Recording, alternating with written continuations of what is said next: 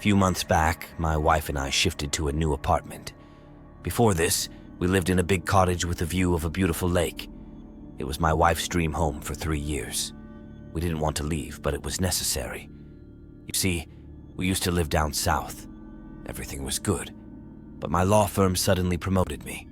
It was unexpected, but I felt grateful. The catch was that the new job meant moving to one of our branch offices in New England. After much talk, Jess agreed to the move. Up north, money doesn't go as far, and jobs are tougher to find. So we downsized our home. Jess wasn't thrilled about it. She thought we had to go through a tough time until she found a new job. The first few weeks after the move were tough. Jess was irritable, missing our old house, friends, and a steady job. She had lots of free time, making her bored and leading to many fights.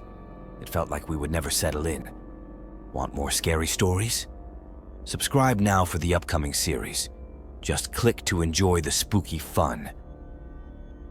About a month later, things got better. Jess found a temporary job as a part-time editor at the local TV station. She loved it and was happy with her co-workers. I was happy for her. Things seemed okay for a while. Not perfect, but okay. That's when the talking in her sleep started.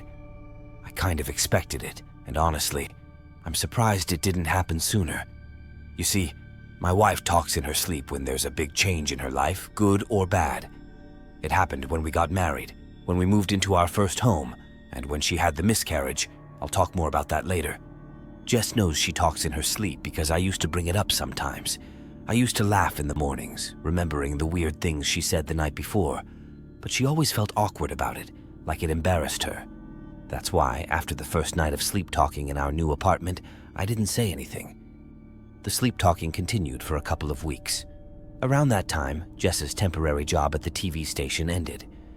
With no job to keep her mind occupied, her nighttime talking got much worse. She started screaming at odd times during the night, and I had to calm her down. One night, her screams turned into tears. While crying, she said something that still haunts me. "I wish you were dead." I knew she was asleep, but as I sat there trying to comfort her, I felt the need to ask, "Who do you wish was dead, hon?" To my surprise, she answered, "You." This threw me off. It's weird to hear your wife wanting you dead, especially when she's asleep. "Why?" I asked. "You're ruining my life." Those 4 words hit hard. Whether she meant them or it was just her tired mind talking, they were the kind of words that make you think. I wondered if I was truly messing up her life, or at least if I was the cause of her nightmares. My wife stayed quiet for the rest of the night. I know because I stayed awake, thinking and worrying. I didn't believe she actually wanted me dead, but her late-night behavior was definitely concerning. The screaming and dark talk made this the worst her condition had ever been. Next morning, I almost told her what happened, but kept thinking about how she'd react. It felt like too much. I didn't want to burden her more, especially after she lost her job. I also didn't want another fight, so I kept quiet.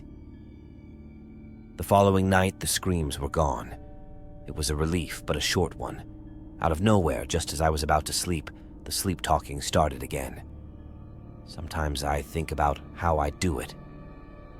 I thought it was just dream nonsense, but then she continued, "While you're asleep in bed, I'll get up and go to the kitchen."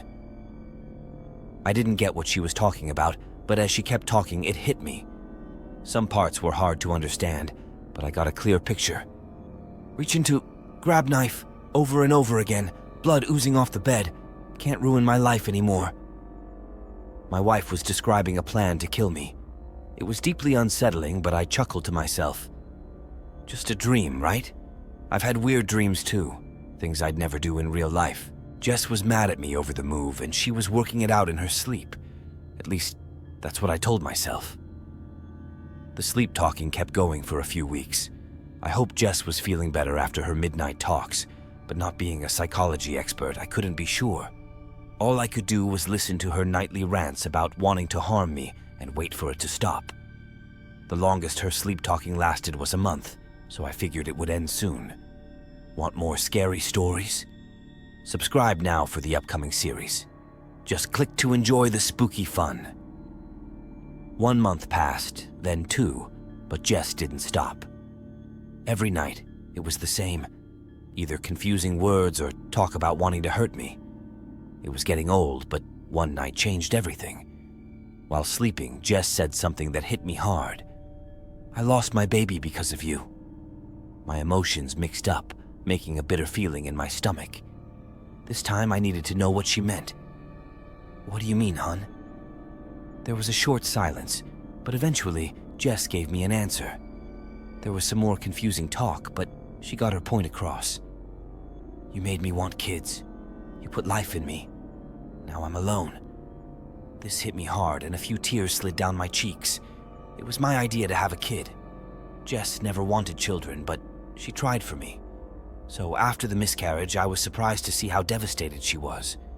I had no idea she had warmed up to the idea of having a baby.